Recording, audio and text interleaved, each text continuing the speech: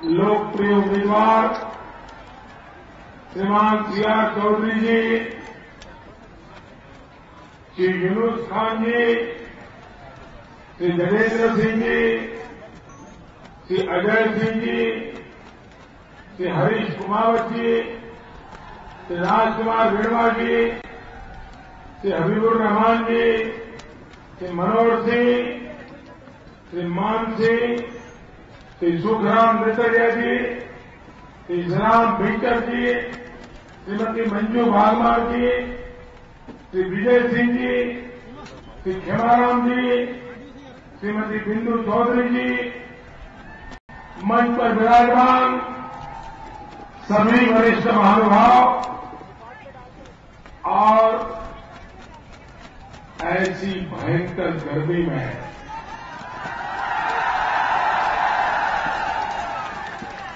घंटों से इंतजार कर रहे भारत के भाग्य विधाता मेरे भाइयों और बहनों,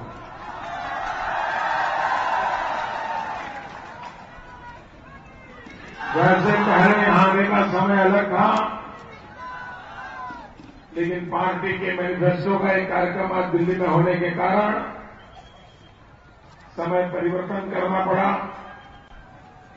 उसके कारण आप सबको जो असुविधा हुई है, मैं इसके लिए आप सबकी क्षमा मांगता हूं।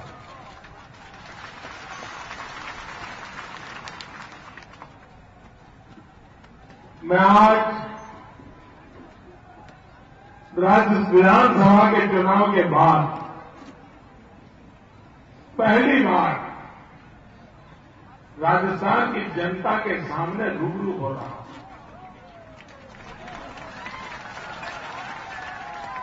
वसुंधरा जी के समारोह में तो आया था, लेकिन आपसे बात करने का सौभाग्य नहीं मिला। और आज नागौर जिले की इस धरती से मैं सबसे पहले राजस्थान की भी धरती को नमन करता हूं। विशेष रूप से मैं राजस्थान के नागरिकों का आभार व्यक्त करता हूं, क्योंकि इस बार राजस्थान ने पुरानी सारी परंपराएं तोड़ करके, सारे इतिहास को छोड़ करके विधानसभा में ऐसा अद्भुत परिणाम दिया है, ऐसा अद्भुत परिणाम दिया है। और इसलिए मैं विशेष रूप से रूबरू आकर के आज राजस्थान की जनता का धन्यवाद करता हूं, अभिनंदन करता हूं और उनके सामने भी मैं अपना सर झुकाता हूं। भाइयों बहनों, अगर आप द्वारिका नगरी में जाएं और मीराबाई को याद न करें तो मेरी द्वारिका नगरी सूनी सूनी लगती है।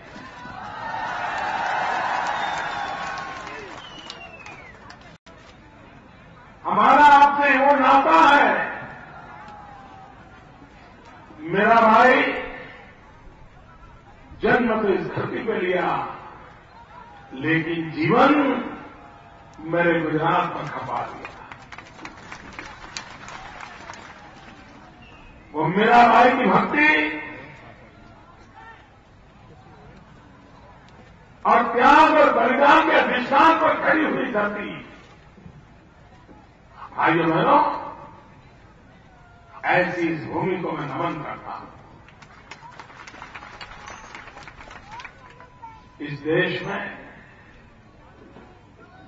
अगर हम रात को चैन से सो सकते हैं तो उसका कारण सीमा पर हमारे जवान जो तैनात है वो जागते हैं, तभी तो हम सो पाते हैं।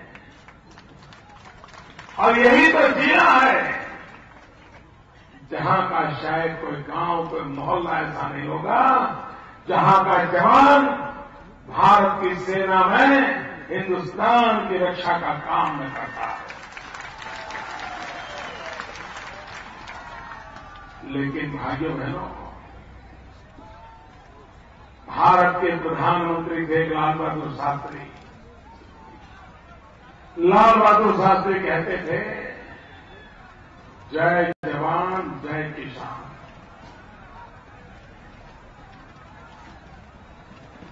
उसके पहले हमारा देश विदेशों से अन्न मंगवाता था। भारत का पेट भरने के लिए हमें बाहर से अन्न लाना पड़ता था। लेकिन भाइयों बहनों,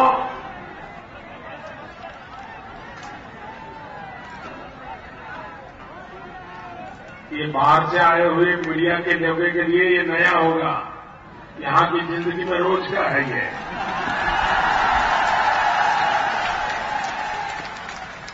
ये मिट्टी के ही उधार उनका सरोकार है। मेरे ना गुजरात की धरती भी ऐसी है, राजस्थान की धरती भी ऐसी है। ये आंधी तूफान के बीच जीना हमारे नसीब में लिखा हुआ है। भाइयों बहनों, हिंदुस्तान के किसान ने इस देश का पेट भर दिया। लेकिन भाइयों बहनों, जिस लाल बहादुर शास्त्री जी ने जय जवान जय किसान का नारा दिया था, क्या आज हम गर्व के साथ कह सकते हैं क्या जय जवान जय किसान? भाइयों बहनों, क्या देश के जवान के लिए जय बोल सके ऐसी स्थिति रखी है? अरे माथा शर्म से झुक जाता है जब विदेशी लोग हमारी सेना के जवान के सर काट करके ले जाते हैं। देश की रक्षा करने वाला मेरा सिपाही ही असुरक्षित हो जाए, ऐसी सरकार कभी हमने सोची नहीं। आसमान में उड़ने वाले एयरफोर्स के विमान बार बार गिरते जाए, टूटते जाए, लोग मरते जाए। समंदर में नेवी की सेवा करने वाली पनडुब्बियां डूबती चली जाए, विस्फोट होता जाए, जवान मरते चले जाए। सीमा पर पाकिस्तान के लोग आकर के जी चाहे, जा चाहे, जब चाहे हमारे देश की सेना के जवानों को सरकार करके ले जाए, मौत के घाट उतार ले। और इतना ही नहीं, विदेशों से आए हुए आतंकवादी हमारे जवानों की पीठ पर चुरा बांध करके, भाइयों बहनों, उनको मौत के घाट उतार रहे। और इसलिए भाइयों बहनों, ये स्थिति जय जवान वाली स्थिति नहीं है। दूसरी तरफ हमारे देश का किसान, भाइयों बहनों, युद्ध में जितने जवान मरे हैं, आतंकवादियों की गोलियों से जितने जवान मरे हैं, उससे ज्यादा हमारे देश में किसानों को आत्महत्या करनी पड़ी है।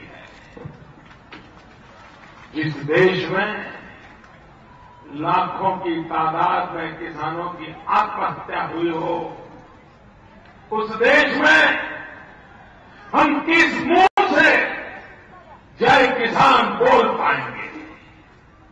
और इसलिए भाइयों बहनों, ये दिल्ली में बैठी हुई सरकार,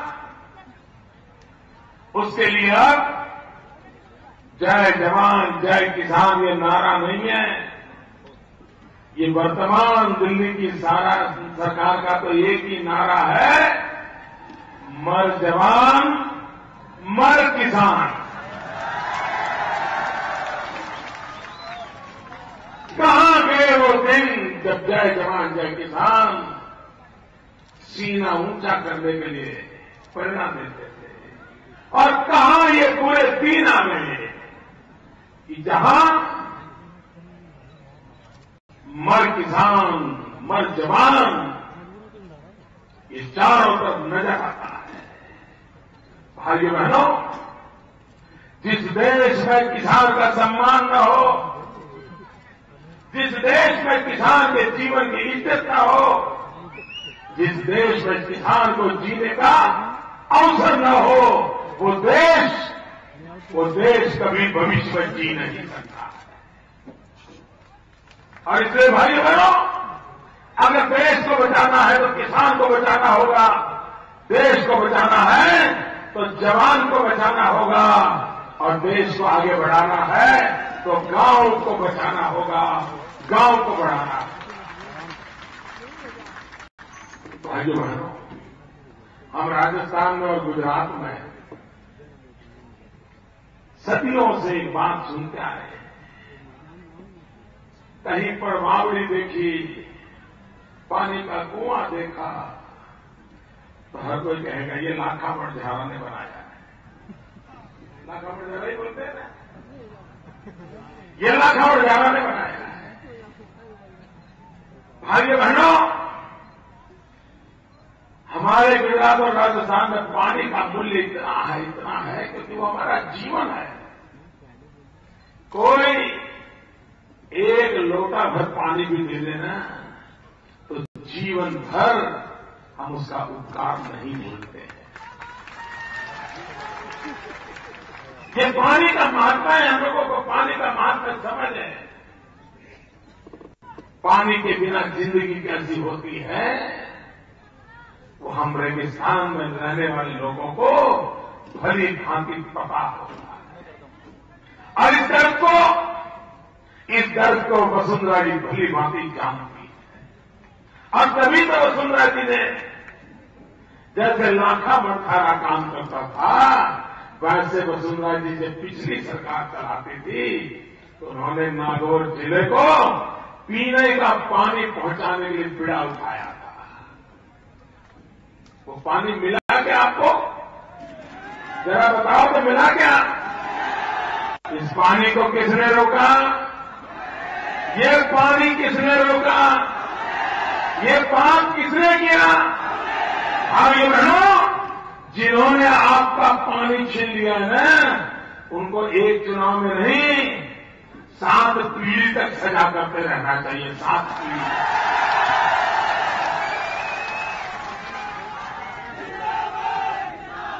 ये लाखा मणझारा की धरती है जहां पानी पहुंचाने के लिए जीवन दिए जाते थे। वहां कोई ऐसी भी सरकार आए जो राजनीतिक कारणों से पानी की योजनाओं को बंद कर दे। मैं हैरान हुआ।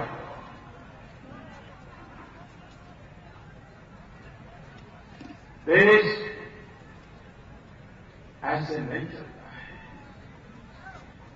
राजनीति इतने हद तक निम्न नहीं जा सकती कि जो जनता के हकों को छीन ले, जनता के अवसरों को छीन ले। लेकिन यहां पर जो कांग्रेस की सरकार थी, उन्होंने 5 साल किस काम में लगाए थे? एक ही काम, बदला लेने की इच्छा, बदला लेने के रास्ते खोजना, अपने विरोधियों को चुन चुन करके कैसे साफ करना, यही काम करती रही। लेकिन कांग्रेस पार्टी को पता नहीं था जब जुल्म ज्यादा करते हो तब आपका हाल क्या होता है। याद रखें कांग्रेस के लोग, आपने आपातकाल में श्रीमती इंदिरा गांधी जी ने हिंदुस्तान को जेल खाना बना दिया था, और ये देश जब गया था आपको कोने कोने से साफ कर दिया था। ये चुनाव भी भाइयों बहनों कांग्रेस का जाना तय है। बचना मुश्किल है। कोई नाम बताओ जो कहे ना हाँ वो कांग्रेस को बचा सकता है, बताइए कोई नाम है? कोई नाम है जो कांग्रेस को बचा सकता है? कोई नेता है जो कांग्रेस को बचा सकता है? किसी में दम है जो आज कांग्रेस को बचा ले? जिस दल में पार्टी को बचाने का दम नहीं बचा, वो देश को क्या बचाएंगे? वो देश को क्या बचा सकते हैं? जिनमें पार्टी को बचाने का हुनर नहीं, जिनमें पार्टी को बचाने का सामर्थ्य नहीं, वे इतने बड़े देश को भी नहीं बचा सकते। और इसलिए भाइयों बहनों, दिल्ली में जो सरकार है उसका जाना होता है। अब फर्क इतना ही है भाई कि उसको कैसी विदाई दी।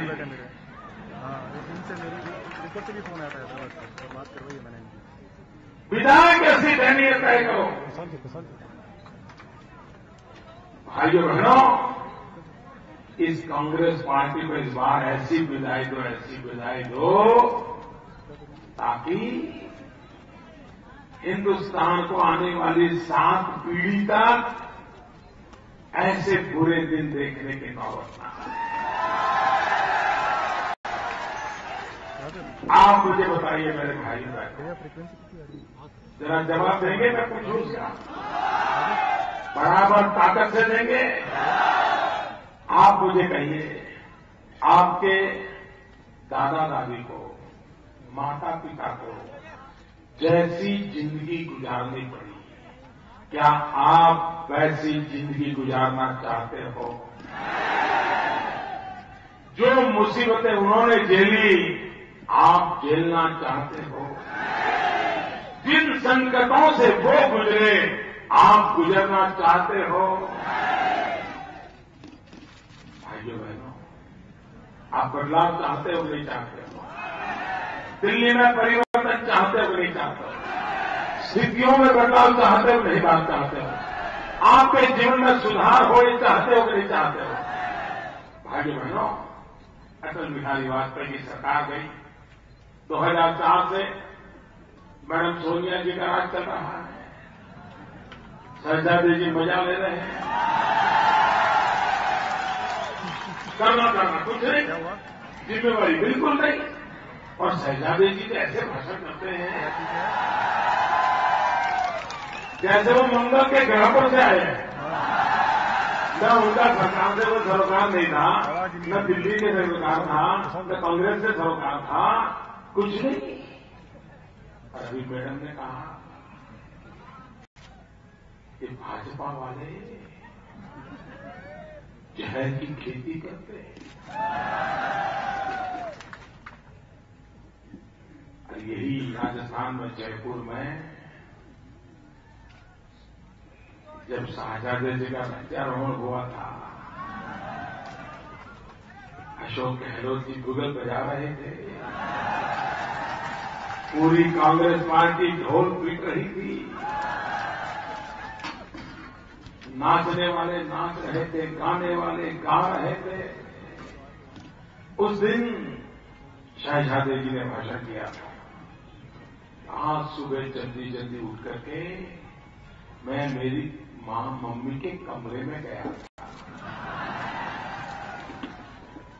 और मम्मी ने मुझे आंख में आंसू के साथ कहा था, बेटा सत्ता एक जहर होती है। भाइयों बहनों, ये कहा था या नहीं कहा था? मुझे बताइए, सत्ता ये जहर होती है, ये मैडम सोनिया जी ने कहा था नहीं कहा था? शहजादी जी ने सुना था नहीं सुना था? शहजादी जी ने दुनिया को सुनाया था नहीं सुनाया था? अब मुझे बताइए, सबसे ज्यादा सत्ता में कौन रहा? बोलो ना, सबसे ज्यादा सत्ता में कौन रहा? सबसे ज्यादा जहर किसने चखा? जरा सब बोलो, सबसे ज्यादा जहर किसने चखा? सबसे ज्यादा जहर किसने चखा? किसके पेट में सबसे ज्यादा जहर है? सबसे ज्यादा जहर कौन उगलता है? और आप हमें कहती हो भाइयों बहनों, इनको न देश की जनता से कोई लेना देना है, वो मौज करने वाले लोग।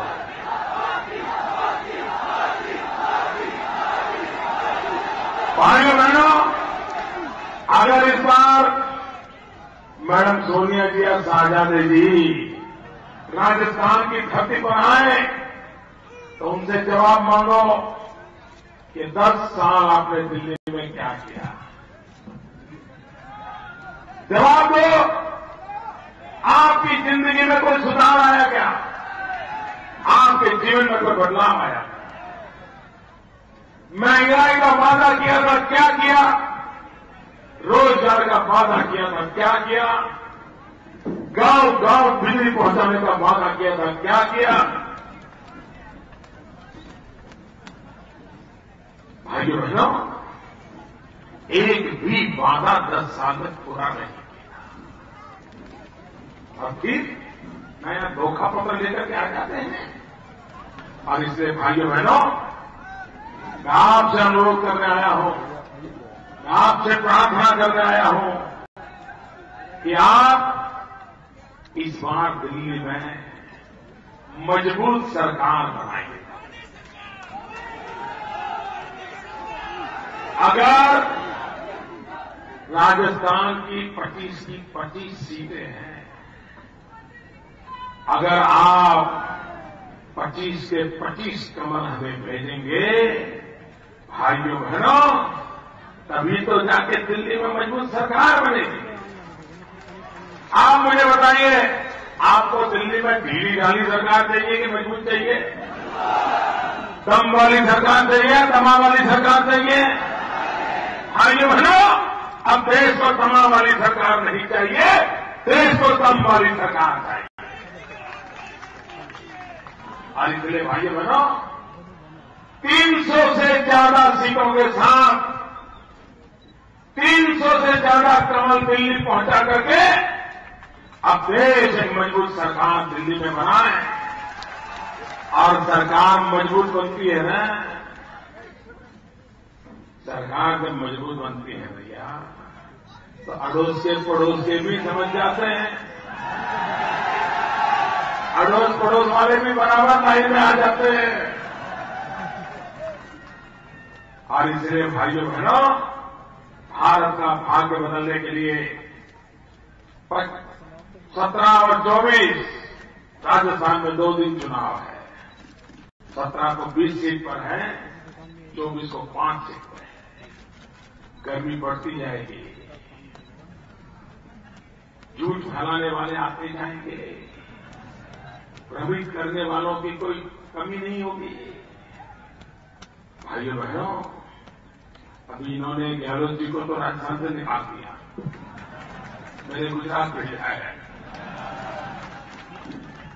जो राजस्थान को नहीं बचा पाए, अब वो गुजरात को इंजेक्शन दे देंगे।